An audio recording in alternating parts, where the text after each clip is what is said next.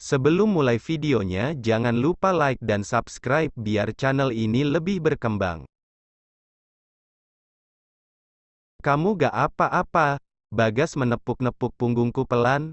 Bapak bisa gak sih, gak bahas-bahas lagi masalah itu? Ucapku setelah terbatuk hebat. Bagas hanya mengangkat bahunya cuek. Misi Om, seorang waria menyapa kami sambil memainkan kecrek. Bagas merapatkan tubuhnya padaku saat melihat waria tersebut. Aku tak mau jikalau aku di madu au-au, waria itu bernyanyi dengan gaya yang sangat centil.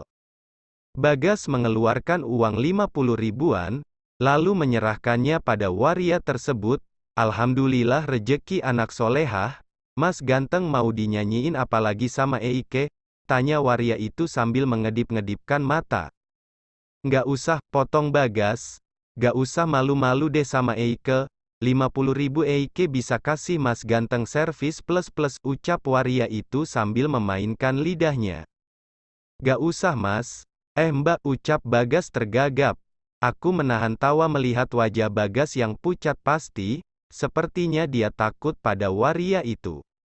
Gak usah malu-malu, yuk, waria itu mencolek dagu Bagas. Mas, Mbak, saya udah punya pacar. Entar pacar saya marah loh, ucap Bagas sambil merangkul bahuku.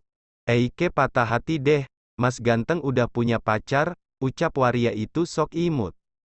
Ye mau sama pacar Eike pinjemin mau, tawarku pada waria itu. Beneran? Tanya waria itu penuh semangat, teriak Bagas.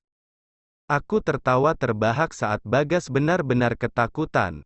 Namun sedetik kemudian aku membeku saat Bagas memelukku dari belakang, pelukannya sangat erat dan hangat. Tidak hanya itu, Bagas juga menenggelamkan wajahnya di ceruk leherku. Sebel deh Eike, malah pamer kemesraan, dunia serasa milik berdua ucap waria itu judes sambil meninggalkan kami. Pak, aku menepuk tangan Bagas yang masih betah melingkar di perutku. Kamu tega ya sama saya? Masa saya mau dipinjemin sama tuh bencong? Kalau saya diapa-apain gimana? Sembur Bagas saat melepaskan pelukannya. Kemarin takut kecoa, sekarang takut bencong, ledekku. Saya pernah dikejar-kejar bencong pas SMP sama Kenzo, makanya trauma, Bagas mencebikkan bibirnya. Hahaha, itu gimana ceritanya Pak? Tanyaku sambil tertawa terbahak. Aku tidak bisa membayangkan Bagas dan Kenzo kecil lari terbirit-birit ketakutan saat dikejar bencong. Bagas menceritakan pengalamannya saat dikejar bencong dulu, lalu Bagas juga menceritakan cerita-cerita konyol lainnya yang dia alami pada waktu sekolah bersama Kenzo.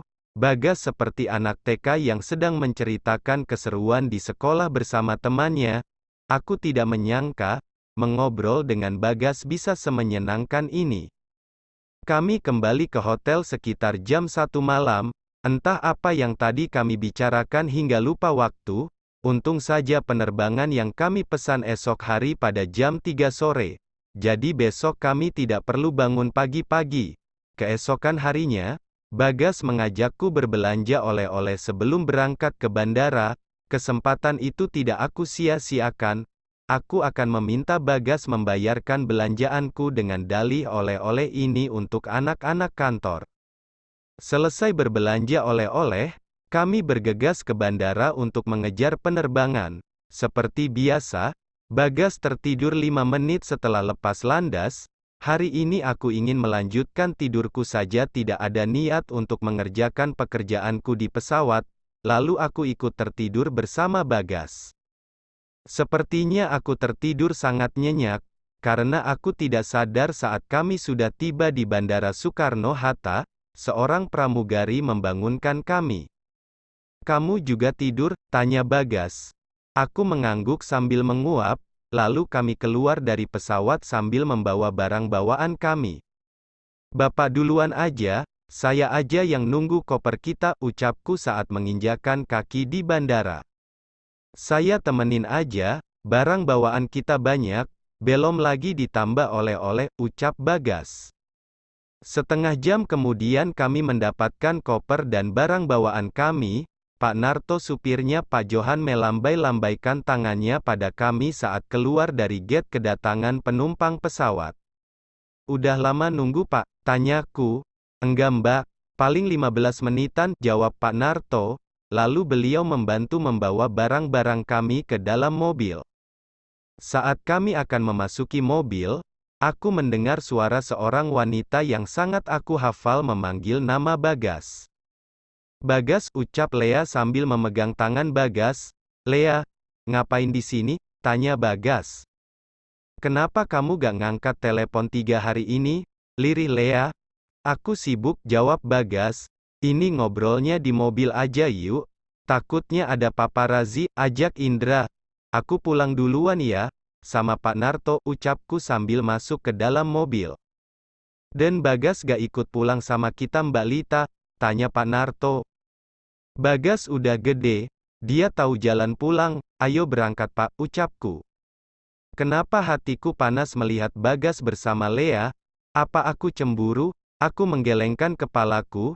Tidak mungkin aku cemburu, aku hanya marah Bagas bisa sebodoh itu diinjak-injak oleh Lea dengan alasan cinta. Hari Senin adalah momok untuk semua orang terkhusus karyawan sepertiku. Sabtu Minggu kemarin aku habiskan waktu untuk rebahan dan maraton drama Korea. Kini saatnya aku kembali ke dunia nyata mengumpulkan remahan rupiah untuk hidup. Aku datang ke kantor sekitar pukul 7.30 bersama Riri. Hari aku membawa oleh-oleh yang sangat banyak untuk teman-temanku. Andri, Irma, Jihan, David, Naura dan anak-anak yang lain sudah menungguku di lobi. Ada apa nih? Tumben jam 7.30 udah pada datang, cibirku melihat mereka antusias menyambutku di lobi. Gue gak mau entar gak kebagian oleh-oleh keke Andri. Nih bawa, bagi-bagi juga sama temen sedivisinya. Aku menyerahkan 2 kantong besar berisi oleh-oleh pada mereka. Gila, lu mau buka toko apa gimana? Kekeh David. Tah, gue ikut patungan aja. Banyak banget ini oleh-olehnya. Kamu habis berapa? Tanya Naura. Tenang aja, gue malak bos Bagas, ucapku. Beneran ini semua dibayarin bos Bagas? Tanya Irma. Benerlah, kalau si Lita palingan cuman bawa 2 kotak mantau, gak mungkin beli sebanyak ini, cibir Andri. Dasar gak tahu terima kasih lu, ucapku sambil menggeplak kepala Andri. Setelah membagikan oleh-oleh, aku pergi membeli susu almond dan sandwich untuk Bagas. Sekitar jam 8.30 Bagas masuk ke dalam ruang kerja. Selamat pagi Pak, sapaku. Pagi Ta. Ta tolong bikinin PPT dong. Saya mau presentasi ke ayah tentang dinas kemarin. Bahannya saya emailnya. Oke Pak siap. Kemarin nyampe jam berapa ke rumah? Kemarin saya seharian di rumah Pak, maksudnya pas pulang dari bandara. Oh, jam 7 malam Pak. Ngapain si bos nanya-nanya aku sampai jam berapa? Batinku. Oh ya udah, kerjain kerjaan kamu. Baik Pak. Oh iya Pak. Anak-anak bilang makasih oleh-olehnya. Bagas hanya menjawab dengan deheman. Kamu gak nanya saya sampai jam berapa kemarin? Tanya Bagas.